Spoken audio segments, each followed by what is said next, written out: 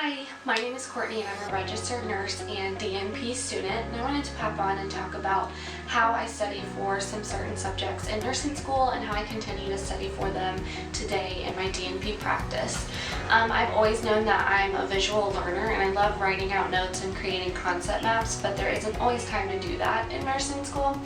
A friend introduced me to PicMonic when I was in nursing school, and I've been using it ever since. So what is PicMonic? Basically, it is picture mnemonic devices created by different people in the medical field to help medical students study and help them memorize information.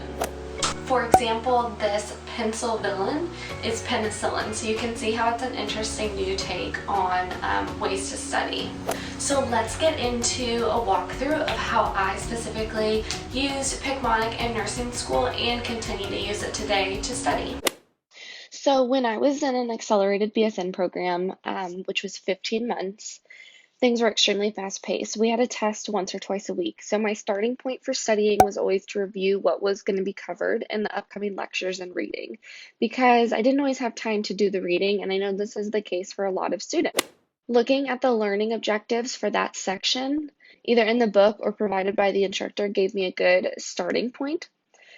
So as you can see here, we've got a few different tabs. The content library, though, you can see PicMonic has a lot of different topics, and a lot of them are specifically related to nursing. For example, pharmacology, and then you can see how they are all divided up by system, and each folder is divided up further. You can also search for what you're looking for, like, say, ABGs, acidosis, things like that. So if you don't have time to browse, you can search for specifically what you're looking for. So for this video, I want to look at Patho because this is a class I just took last semester for DNP school and used PicMonic to study for. So obviously there are tons of different diseases, labs, symptoms, tests, and it can get really overwhelming. So the one I want to focus on today is endocrine, and I want to look at diabetes. Specifically, though, I want to look at DKA. So as a nurse, I feel pretty comfortable with the signs and symptoms of DKA. So I'm going to go ahead and look at the treatment. Diabetic ketoacidosis treatment.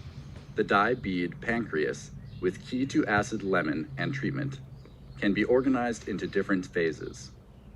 Initially, fluid replacement is done with IV normal saline, the IV normal saline, and hyperglycemia is corrected with regular insulin drip, the regular insect syringe dripping. Subsequently, potassium, the banana, is monitored and replaced as needed. If hypoglycemia occurs from insulin therapy, glucose, the glue bottle, is replenished. Furthermore, it is important to treat the underlying cause, shown by the underlying bacteria, which can sometimes be infection or stress. Finally, patients should be monitored in terms of their venous pH, the vines with pH strip, as well as their serum bicarbonate, the bicar bombs. So let's review. DKA treatment is initially IV normal saline and regular insulin drip. Later, electrolytes are monitored and corrected, such as potassium and glucose. Underlying causes of DKA are also treated. Venous pH and serum bicarbonate should be monitored. So after that module is completed, you can quiz yourself. People always ask me how they can best study for classes. And I think one of the best things I can recommend is just doing practice question after practice question to push yourself to critically think. So the fact that you're getting quizzed to concrete that knowledge after each PicMonic is a great study tool. Another thing that you can do is create a playlist. So for times when I really didn't feel like studying, but I didn't want to be completely non-productive, I would go through and browse PicMonics and add the ones that were going to be relevant to a playlist so that I could go in and study those specifically. They were there, loaded up, ready to go for me rather than having to browse them. And it made me feel like I was a little bit more productive on those days when I didn't feel like doing anything. PicMonic also has several books uploaded already, and PicMonics that go along specifically with the chapters of the book, which is just amazing. One thing I want to talk about is in nursing school, how I had a hard time using external sources like videos and other resources to study, because I thought if I wasn't reading it from the textbook, I wasn't going to do good on the exams.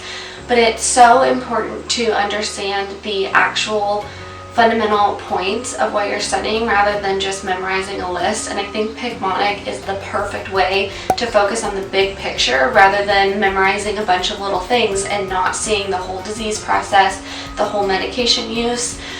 Once you put those pieces together, everything starts to make a lot more sense, and you're able to really critically think through your test questions and succeed a lot more in nursing school and in actual nursing practice later in life. So that is it for me. Remember to follow me on Instagram at CourtNurse for more tips and study tricks and general life as a nurse and a DNP student. Thank you.